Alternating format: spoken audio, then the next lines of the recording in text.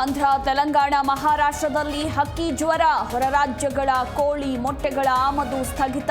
ಬೆಂಗಳೂರಿನಲ್ಲೂ chicken ವ್ಯಾಪಾರಿಗಳು alert.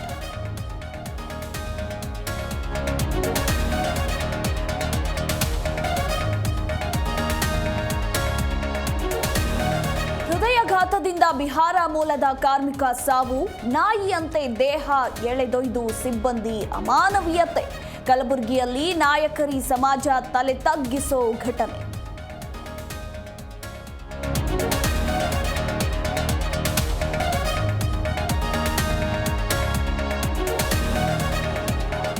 ಅವ್ಯವಸ್ಥೆಯ ಆಗರವಾದ Annabhagya ಯೋಜನೆ. ಯಾದಗಿರಿಯಲ್ಲಿ ಕಳಪೆ ಗುಣಮಟ್ಟದ ಜೋಳ ವಿತರಣೆ. ಪಡಿತರ ಸೇವಿಸಿ ಹಲವು ರೋಗಗಳಿಗೆ ತುತ್ತಾದ ಜನ.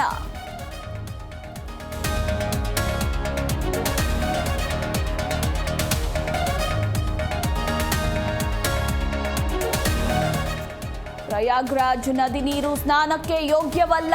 ತ್ರಿವೇಣಿ ಸಂಗಮದ ನೀರಿನಲ್ಲಿ ಬ್ಯಾಕ್ಟೀರಿಯಾ. ಕುಂಭಮೇಳದ ಮಧ್ಯೆ ಆಘಾತಕಾರಿ ಸುದ್ದಿ ಬಹಿರಂಗ.